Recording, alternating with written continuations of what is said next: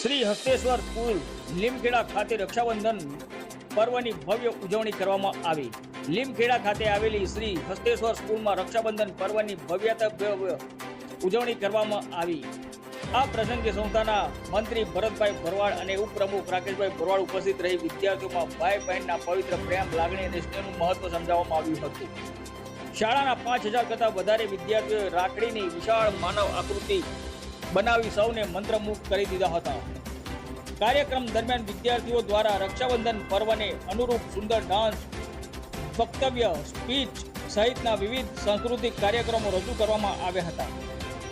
વિદ્યાર્થીઓએ ઉત્સાહપૂર્વક ભાગ લઈ પોતાની કલાત્મક પ્રતિભાનું સુંદર પ્રદર્શન કર્યું હતું। વિદ્યાર્થીઓએ એકબીજાને રાખડી બાંધી રક્ષાબંધન પર્વની ઉજવણી કરી હતી। રિપોર્ટર દીપક રાવલ, દાહોદ, લીમખેડા।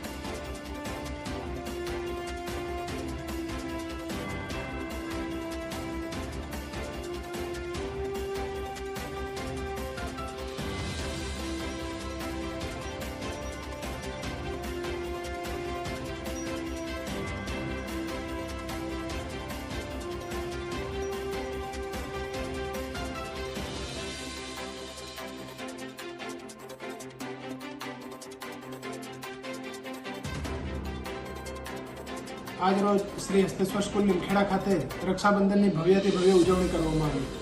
કાર્યક્રમની ખાસ વિશેષતા એ હતી કે શાળાના લગભગ 5000 કરતાં વધુ વિદ્યાર્થીઓએ રાખડીની વિશાળકાય માનવ આકૃતિ બનાવી હતી।